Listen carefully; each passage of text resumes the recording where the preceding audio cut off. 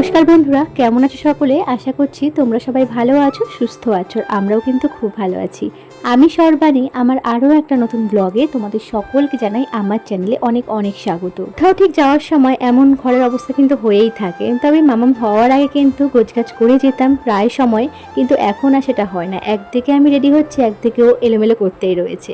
আর ভাবছিলাম এসে গোছাবো, তবে একটুখানি হাতে সময় ছিল, তার জন্য একটু গোছগাছ করেই কিন্তু ঠাকুর দেখতে বেরোনো হয়েছিল। আজকে হলো নবমীর রাত, আর আমরা কিন্তু আজকে বাতকুল্লা ঠাকুর দেখতে এসেছিলাম। হ্যাঁ, মামামের পাপা থাকলে কিন্তু আমার কোনো অসুবিধায় পড়তে হয় না, ও সারাটা রাস্তা কিন্তু কোলে করে নিয়েই মামামকে থাকে। তবে মাঝে মধ্যেই মামাম কিন্তু বিরক্ত করে, জ্বালাতন করে আমার কোলে আসার জন্য, তখন আমাকেই সামলাতে হয়। আজকের এই ব্লগটা তোমাদের সঙ্গে শেয়ার করতে করতে অনেকটাই দেরি হয়ে গেল, তবে এই ভিডিওটা তোমাদের সঙ্গে শেয়ার করব, তার সাথে কিন্তু বিজয়ার ভিডিওগুলো তোমাদের সঙ্গে শেয়ার করে দেবো। একটা ব্লগের মধ্যে তোমরা পেয়ে যাবে।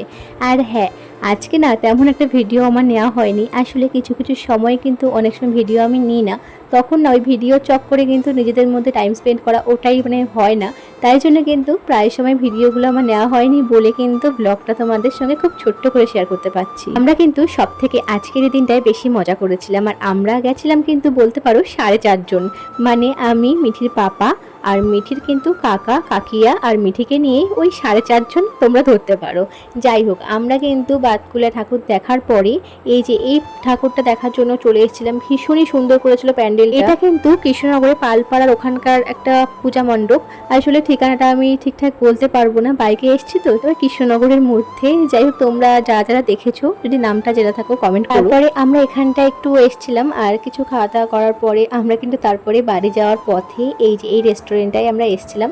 এখানেও আবার খাওয়া দাওয়া করার পরে একেবারে বাড়িতে চলে গেছি। আমি না বাড়িতে যাওয়ার পরে না একবারে ঘুমিয়ে গেছিলাম। আর পরের দিন আমাদের পূজা মণ্ডপের সামনে না একটু প্রতিযোগিতা হচ্ছিল, আর তোমরা একজনকে দেখতে পাচ্ছ কিনা জানি না, এই দেখো মিঠির ঠাম্মি, উনিও কিন্তু এখানটায় প্রতিযোগিতায় অংশগ্রহণ করেছিল, আর মিউজিক্যাল চেয়ারে কিন্তু সেকেন্ড প্রাইজও নিয়েছিল। যাই হোক, আমরা কিন্তু পরের দিনকে পূজা মণ্ডপে এখানটায় বসেছিলাম আর ভীষণ মজা করছিলাম। আমরা কিন্তু এখানটায় কতক্ষণ থাকার পরে বাড়িতে ওই 10টার দিকে গেছিলাম, আর এটা হলো পরের দিন।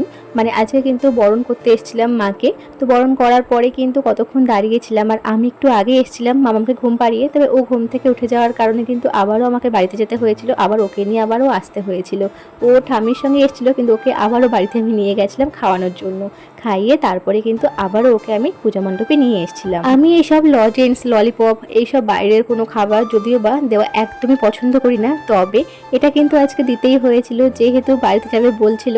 আর এটা কিন্তু ও দিদিভাই ওকে কিনে দিয়েছিল, তো দেখলাম এটা দিয়ে প্রায় আধ ঘন্টা ও বসেছিল চেয়ারের মধ্যে। আমাদের দোকানে কিন্তু লক্ষ্মী ঠাকুর তোলা হয়েছে লক্ষ্মী পুজোর জন্য, তো তোমাদের সঙ্গে আশা করছি খুব তাড়াতাড়ি আমি লক্ষ্মী পুজোর ব্লগটাও শেয়ার করতে পারবো।